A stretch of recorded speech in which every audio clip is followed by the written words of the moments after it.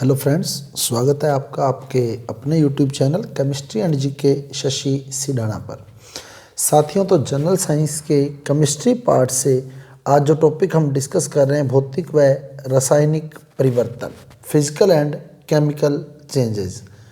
ये टॉपिक आपके competitive exam के लिए बहुत ही महत्वपूर्ण है।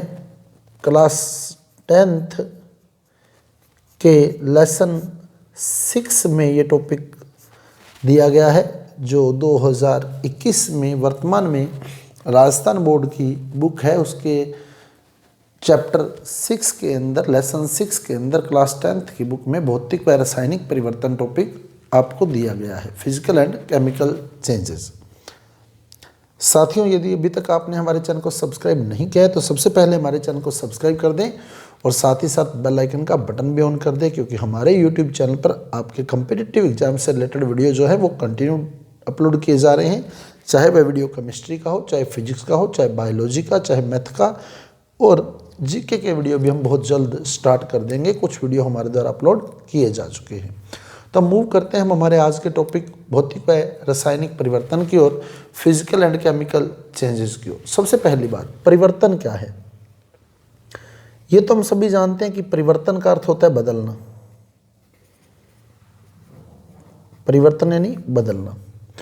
तो जब भी कोई पदार्थ एक रूप से दूसरे रूप में बदलता है तो उसे हम परिवर्तन कहते हैं। कोई भी पदार्थ जब एक रूप से दूसरे रूप में बदल जाता है तो उसे हम परिवर्तन कहते हैं। अब कुछ परिवर्तन तो स्थायी होते हैं और कुछ परिवर्तन अस्थायी होते हैं। कुछ परिवर्तन तो होते हैं स्थायी परिवर्तन, यानी एक बार हो गए तो वो फिर वापस नहीं बदले जा सकते, और कुछ परिवर्तन होते हैं अस्थायी परिवर्तन, यानी हमने किसी पदार्थ को अगर एक रूप से दूसरे रूप में बदल दिया तो वो दूसरा रूप जो होगा वो अस्थायी होगा और पहले रूप में वापस बदल जाएगा। तो कुछ परिवर्तन स्थायी परिवर्तन होते हैं और कुछ परिवर्तन अस्थायी परिवर्तन होते हैं। अस्थायी परिवर्तन में क्या होता है, एक रूप दूसरे रूप में बदल जाता है और दूसरा रूप जो होता है वो अस्थायी होता है और वो वापस पहले रूप में आ जाता है। लेकिन स्थायी परिवर्तन जिसमें एक रूप दूसरे रूप में बदल जाएगा तो वो दूसरा रूप कभी भी वापस पहले रूप में नहीं आएगा। तो जो अस्थायी परिवर्तन होते हैं उन्हीं परिवर्तनों को हम भौतिक परिवर्तन के नाम से जानते हैं। अस्थायी परिवर्तन ही भौतिक परिवर्तन कहलाते हैं। इनमें पदार्थ के केवल भौतिक गुण ही बदलते हैं, भौतिक स्वरूप ही बदलता है। पदार्थ का केवल और केवल भौतिक गुण या भौतिक स्वरूप या भौतिक अवस्था ही बदलती है। तो भौतिक परिवर्तन में क्या होता है, केवल भौतिक गुण और भौतिक अवस्था ही बदलती है। जैसे द्रव से ठोस आ गया, एग्जाम्पल देखो, जैसे जल से हम बर्फ बना लें तो भौतिक अवस्था बदल गई। जल क्या था, द्रव था, बर्फ क्या है, ठोस है। भौतिक अवस्था बदल गई, भौतिक गुण बदल गए। लेकिन बर्फ को वापस हम जल में बदल सकते हैं, बर्फ को वापस जल में बदला जा सकता है, बर्फ को हम वापस जल में बदल सकते हैं। यानी ये परिवर्तन जो था ये अस्थायी था, दूसरा रूप जो बना था वो वापस पहले रूप में बदल सकता था। तो यही परिवर्तन जो होता है भौतिक परिवर्तन कहलाता है। क्लियर? तो इसमें हम क्या करते हैं, जैसे जल को हमने बर्फ में बदला तो कैसे बदला, हमने इसको ठंडा किया। हमने क्या किया, इसको ठंडा किया, इसका ताप कम किया। तो परिवर्तन का कारण क्या रहा, ठंडा करना। परिवर्तन का कारण क्या रहा, जल से बर्फ बनने का कारण क्या रहा कि जल को ठंडा किया गया। यदि हम इस कारक को हटा दें यहाँ से, यदि हम इस कारक को हटा दें यानी ठंडा करना बंद कर दें, ठंडा करना बंद कर दें तो बर्फ वापस जल में बदल जाएगी। यानी भौतिक परिवर्तन जिस कारक के कारण हो रहा है, यदि उस कारक को वहाँ से हटा दिया जाए तो जो दूसरा रूप था वो वापस पहले रूप में बदल जाएगा। जैसे हम जल को ठंडा कर रहे थे तो यहाँ भौतिक परिवर्तन का कारण था जल को ठंडा करना।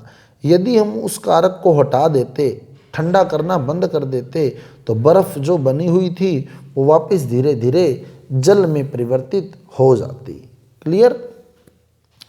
तो भौतिक परिवर्तन अस्थायी होता है, इसमें केवल भौतिक गुण और भौतिक अवस्था ही बदलती है और ये उत्क्रमणीय होता है। उत्क्रमणीय मतलब दोनों दिशाओं में चलता है। जैसे हमने जल से बर्फ़ बनाई है तो बर्फ़ से वापस जल भी बन सकता है, तो ये उत्क्रमणीय होता है, यानी दोनों अवस्थाओं में दोनों ओर चलता है। एक रूप दूसरे रूप में बदलता है और दूसरा रूप वापस पहले रूप में बदल जाता है।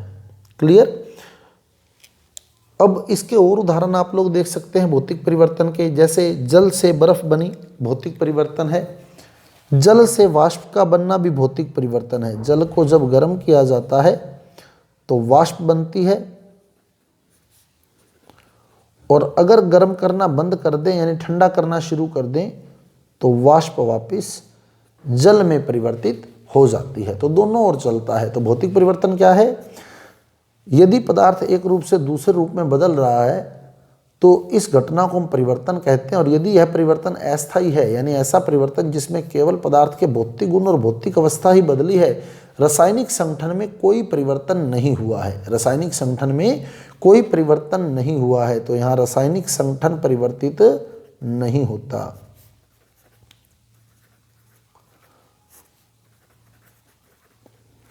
तो पदार्थ के केवल भौतिक गुण व भौतिक अवस्था ही बदलती है, रासायनिक संगठन में कोई परिवर्तन नहीं आता। रासायनिक संगठन में कोई परिवर्तन नहीं आता या कोई परिवर्तन नहीं होता, तो ऐसे अस्थायी परिवर्तन को हम भौतिक परिवर्तन के नाम से जानते हैं। और भौतिक परिवर्तन में यदि पदार्थ की अवस्था को बदलने वाला कारक हटा लिया जाए तो वो पदार्थ वापिस अपने पहले वाले स्वरूप यानी मूल स्वरूप में आ जाता है।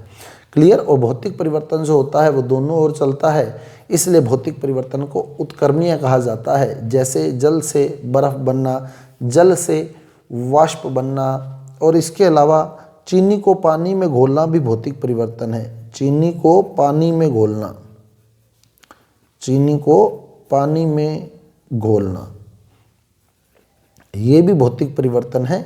आप क्रिस्टलन के द्वारा पानी से वापस चीनी निकाल सकते हैं। तो चीनी का पानी में घुलना या चीनी को पानी में घोलना ये भी भौतिक परिवर्तन है। मोम का पिघलना भी भौतिक परिवर्तन है। ये बहुत ही इंपॉर्टेंट क्वेश्चन है, इसको मैं आगे फिर क्लियर करूंगा। मोम का पिघलना ये भी भौतिक परिवर्तन है। और स्वर्ण आभूषण बनाना ये इंपॉर्टेंट क्वेश्चन है, कंपटीशन में अक्सर पूछा जाता है।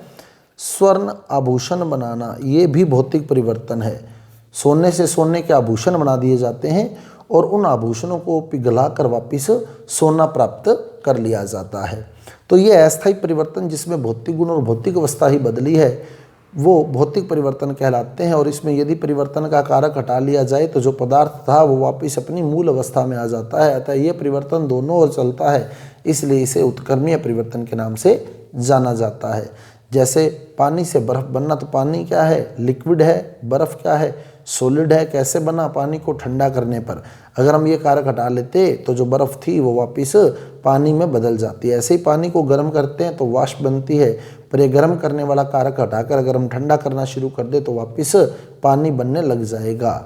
ऐसे ही चीनी को पानी में घोलें तो चीनी पानी में घुल जाती है, लेकिन अगर उसे हम क्रिस्टलन विधि द्वारा वापस यानी कि फ्रीज़र में रख दें तो आप लोग देखेंगे कि चीनी के जो कण होते हैं वो वापस नीचे बैठना शुरू हो जाते हैं।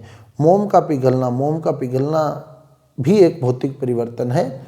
और स्वर्ण आभूषण बनाना, तो सोने से सोने के आभूषण बनाना भी भौतिक परिवर्तन होता है। इसके अलावा कोई भी उदरपातज पदार्थ जब उदरपातित होता है, जैसे नौसादर है, नौसादर को गर्म करते हैं तो वो वाष्प में बदल जाता है और ठोस का वाष्प में बदलना उदरपातन कहलाता है। क्या कहलाता है? उदरपातन कहलाता है। और वापस उस वाष्प से नौसादर को प्राप्त किया जा सकता है। तो नौसादर का उदरपातन भी एक भौतिक परिवर्तन है। और सबसे इम्पोर्टेंट बात, लोहे से चुंबक का बनना, लोहे से चुंबक का बनना एक भौतिक परिवर्तन है। लोहे से चुंबक बनना भी एक भौतिक परिवर्तन है। लोहे में जब हम धारा प्रवाहित करते हैं तो वो चुंबक की तरह व्यवहार करने लगता है, परंतु यदि वो धारा प्रवाहित करना बंद कर दें तो वो वापस जो उसमें चुंबकीय गुण था वो समाप्त हो जाता है और वो वापस लोहा ही रह जाता है। तो इस प्रकार लोहे से चुंबक का बनना भी एक भौतिक परिवर्तन है। तो चुंबकीय गुणों भौतिक परिवर्तन में क्या होता है कि इसमें केवल भौतिक गुण बदलते हैं, अस्थायी होता है, यानी अगर हम कारक हटा लें तो ये वापस पहले वाली अवस्था में आ जाता है, और उत्क्रमणीय यानी दोनों ओर चलता है, और इसमें कोई भी नया पदार्थ नहीं बनता, कोई भी नया पदार्थ नहीं बनता। नया पदार्थ तब बनेगा जब वो वापस ना बदले। तो हमने जल से बर्फ बनाई, पर बर्फ कोई नया पदार्थ नहीं है, बर्फ वापस पानी में बदल सकता है। और दूसरे ऐसे परिवर्तन होते हैं जो स्थायी होते हैं, यानी एक बार अगर एक रूप से हम दूसरा रूप बना दें तो दूसरे रूप को वापस कभी भी पहले रूप में नहीं लाया जा सकता। जैसे हम दूध से अगर दही बना दें, दूध से दही बना दें, तो हम ऐसी कोई टेक्निक नहीं लगा सकते, कोई प्रोसेस नहीं लगा सकते कि दही वापस दूध में बदल जाए। तो ऐसे परिवर्तन होते हैं स्थायी परिवर्तन, जिन्हें वापस नहीं मोड़ा जा सकता, पीछे की ओर नहीं लेकर जाया जा सकता। ऐसे स्थायी परिवर्तन ही रासायनिक परिवर्तन कहलाते हैं, केमिकल चेंजेस। ऐसे स्थायी परिवर्तन ही क्या कहलाते हैं, रासायनिक परिवर्तन यानी केमिकल चेंजेस कहलाते हैं। और इसमें नया पदार्थ बनता है। दही के जो गुण होंगे वो दूध से बिल्कुल अलग होंगे, इसमें नया पदार्थ बनता है। ये ध्यान रखें, इसमें कोई भी पदार्थ नया नहीं बनता, यानी उसमें कोई भी करैक्टर ऐसे नहीं होते जो इनसे अलग हों। लेकिन इसमें जो नया पदार्थ बनता है उसके करैक्टर जो होते हैं वो पहले वाले पदार्थ से अलग होते हैं। तो इसमें नया पदार्थ बनता है, रासायनिक संगठन पूर्णतः बदल जाता है, रासायनिक संगठन पूर्णतः बदल जाता है। अब यदि वो कारक हटा दें, जैसे यहाँ हम कारक हटा रहे थे तो वो वापस पहले वाली अवस्था में आ रहा था, लेकिन यहाँ अगर कारक हटा दें तो ये कभी भी वापस पहले वाली अवस्था में नहीं आएगा। यानी ये जो पदार्थ बना है ये पूर्णतया स्थायी पदार्थ बना है, यानी ऐसा परिवर्तन स्थायी परिवर्तन है। अनुत्क्रमणीय परिवर्तन है, मतलब एक और ही चलता है, इसे वापस नहीं मोड़ा जा सकता। तो ऐसा परिवर्तन जो होता है वो अनुत्क्रमणीय परिवर्तन होता है, एक ही दिशा में चलता है। और रासायनिक, अब देख लो इसके करैक्टर क्या है रासायनिक परिवर्तन के, इसमें रासायनिक संगठन परिवर्तित हो जाता है और अंतिम पदार्थ बनता है। ये परिवर्तन स्थायी परिवर्तन है, नया पदार्थ बनता है और कारक हटा लेने पर वापस अपनी पहले वाली अवस्था में नहीं आता, और ये परिवर्तन एक ही ओर चलता है, यानी ये परिवर्तन अनुत्क्रमणीय होता है। जैसे दूध से दही बनना, लकड़ी को जलाने पर कोयला बनना, लकड़ी को हमने जलाया और क्या बन गया, कोयला। अब कोयले को वापस हम लकड़ी में नहीं बदल सकते, लकड़ी को जलाने से कोयले का बनना वो भी एक रासायनिक परिवर्तन का ही उदाहरण है। और हमारे जो ऑयली सब्सटेंसेस होते हैं, जैसे सब्जियां, तेलीय जो पदार्थ होते हैं, तेलीय पदार्थ, इन पर सूक्ष्म जीव क्रिया करते हैं और इन्हें खराब कर देते हैं। बदबू आने लग जाती है सब्जी वगैरह से, क्योंकि सब्जी में तेल वगैरह मिला हुआ है, तो सूक्ष्म जीवों की क्रिया से वो खराब हो जाते हैं। तो वो बदबू किसी भी प्रकार से हम हटा नहीं सकते, यानी सब्जी एक बार खराब हो गई तो हो गई। तो ऐसा परिवर्तन रासायनिक परिवर्तन है। लोहे पर जंग लगना बहुत ही इंपॉर्टेंट क्वेश्चन है। लोहे पर जंग लगना ये भी एक रासायनिक परिवर्तन का ही उदाहरण है। लोहे पर जंग लगना ये भी रासायनिक परिवर्तन का ही उदाहरण है। और सबसे इम्पोर्टेंट होता है मोमबत्ती का जलना। ये बहुत ही इम्पोर्टेंट क्वेश्चन है, कंपटीशन में बहुत बार पूछा जाता है। मोमबत्ती का जलना, अब देखो क्वेश्चन जो पूछा जाएगा, क्वेश्चन पूछने के 3 तरीके होते हैं। पहला, मोम का पिघलना किस प्रकार का परिवर्तन है। दूसरा, मोमबत्ती का जलना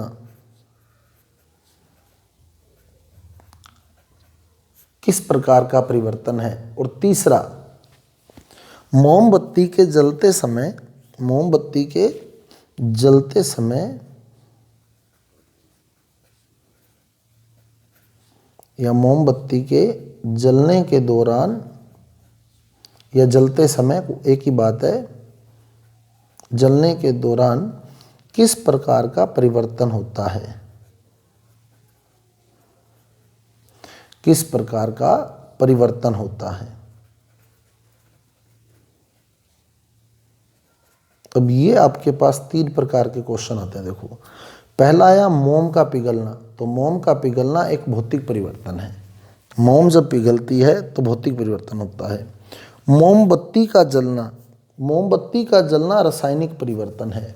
मोमबत्ती, बत्ती वो धागा होता है जो मोम के अंदर लगाया जाता है। मोम से कवर जो धागा होता है उसे मोमबत्ती बोलते हैं। तो मोमबत्ती का जलना रासायनिक परिवर्तन है।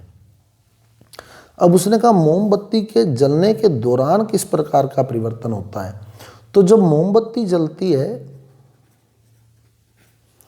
तो उसमें वो धागा तो जलता ही जलता है और साथ में मोम भी पिघलती है। तो वो धागा तो जला ही जला, धागा जला और साथ में क्या हुआ, मोम भी पिघली।